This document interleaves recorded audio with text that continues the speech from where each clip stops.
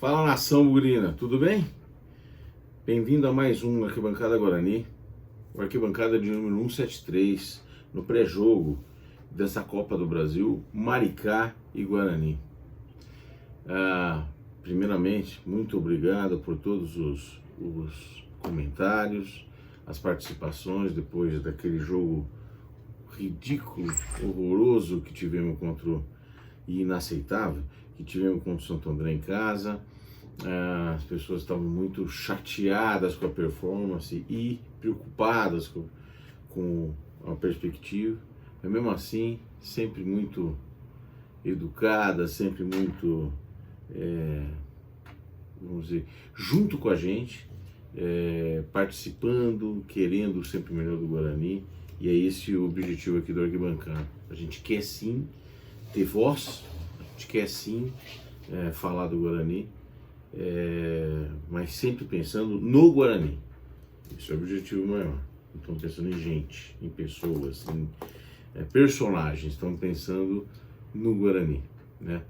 Bom, muito obrigado então por toda a adesão. Continue seguindo a gente, tanto no YouTube, Instagram, nas plataformas de áudio, em parceria com o Googlecast, Spotify e Deezer, tá bom? Bom, no dia de hoje tem muito pouca novidade falar em relação ao que passou, né? Ao que foi contra o Santo André. Nenhuma grande contratação, nenhuma grande perda, nenhuma grande pessoa que esteja contundida do time e tudo mais.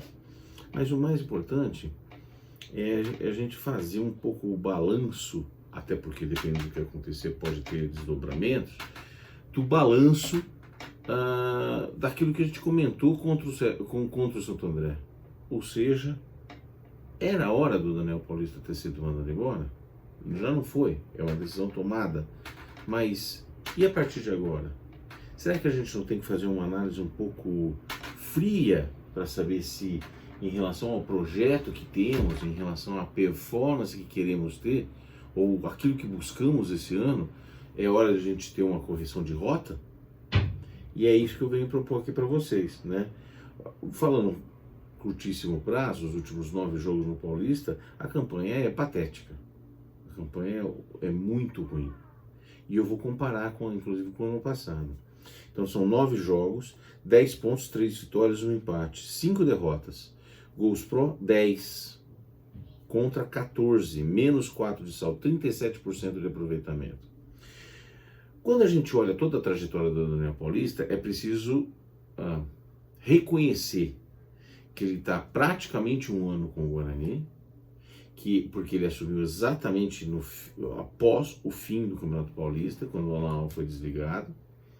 E o Alan foi desligado porque por muita pressão da torcida e também por entender que ele não seria capaz de levar o Guarani a uma sorte melhor no Brasileiro. A performance não era boa. Então vamos comparar, precisamos ser coerentes na tomada de decisão. No Campeonato Brasileiro, o Daniel Paulista dirigiu o Guarani 38 rodadas. Foram 60 pontos, 16 vitórias, 12 empates, 10 derrotas. Gols pró 54, gols contra 41. Um saldo de positivo de 13. Aproveitamento global de 52,6%. Média de gols a favor, 1.4, 1.42. Média de gols contra, 1.08. Então, isso mostra o seguinte, que apesar de a gente ter ficado frustrado com o fim do resultado final do Campeonato Brasileiro, é uma campanha razoável.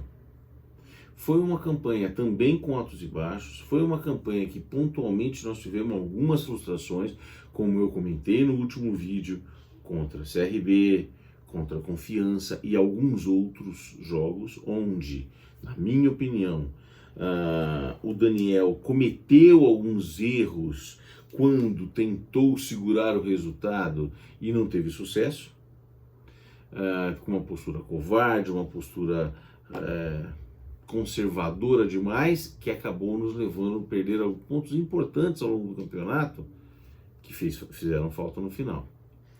Mas no contexto geral, acho que muito pouca gente discordou da decisão de manter o Daniel Paulista pós essa campanha, pós essa performance, né?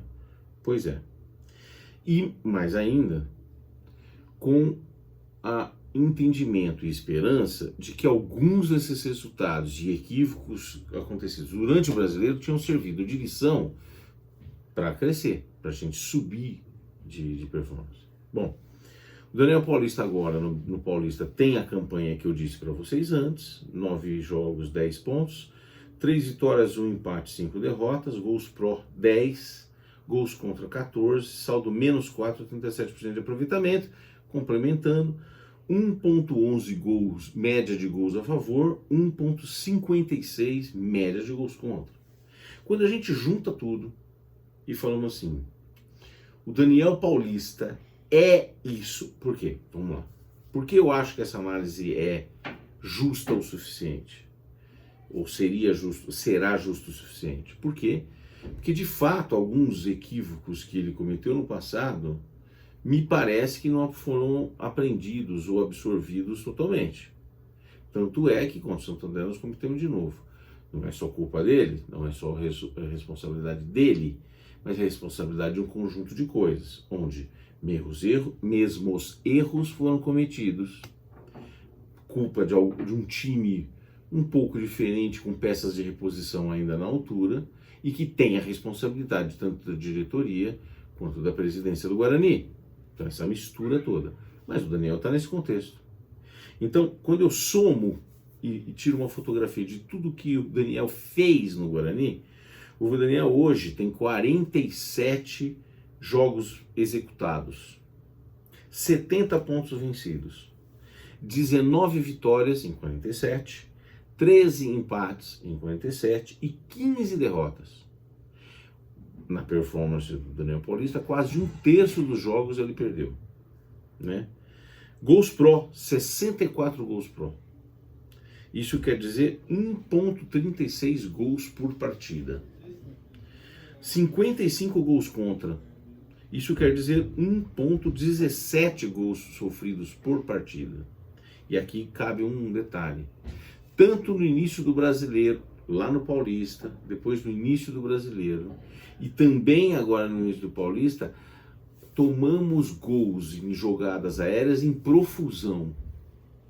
Detalhe, quando o Tales começa a assumir a titularidade no Campeonato Brasileiro, a gente passa a melhorar a performance nas jogadas aéreas.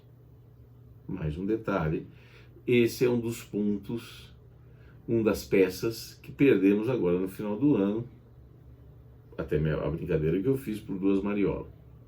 Ontem eu vi ele jogando no Operário, o Operário empatou, se eu não me engano, ou deu uma surpresa no Atlético Paranaense, uma surpresa, né? Acho que ganhou do Atlético Paranaense em Curitiba, e o Thales estava lá. Olha, é de se pensar muito a gente ter perdido ele. Mas enfim, vamos continuar. Nós temos um saldo de 9 gols marcados em 47 jogos. Depois de 47, nós marcamos 9 gols a mais do que sofremos. É muito pouco. É muito pouco. Ou seja, esse time ele faz a conta. Entendeu?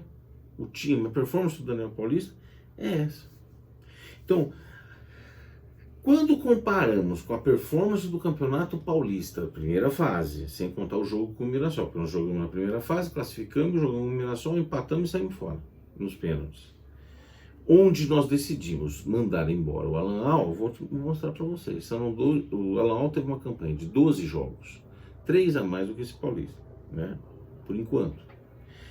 14 pontos, ele fez 14 pontos em 12 jogos.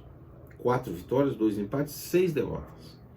11 gols pró e 16 gols contra. Ou seja, o Guarani tinha um ataque menos efetivo do que temos hoje, tanto na média dos 2 campeonatos quanto no próprio Paulista, Mas a nossa defesa não era tão ruim quanto é agora. 1,33 gols de média contra no Paulista, esse Paulista desse ano de 1,56. Então esse Paulista nós estamos tomando mais gol do que tomamos um Paulista com o Alan Al.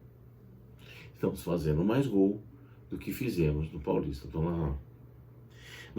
Mas a pergunta é, esse time, nos próximos 3 jogos, consegue fazer 4 pontos?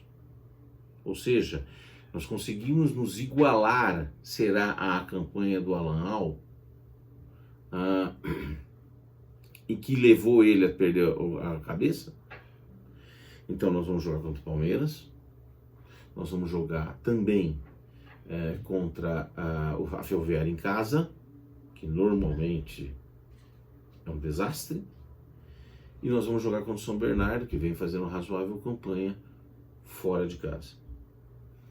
Eu tenho minhas dúvidas se a gente vai fazer 4 pontos para igualar a campanha que resultou na demissão do Alan Al.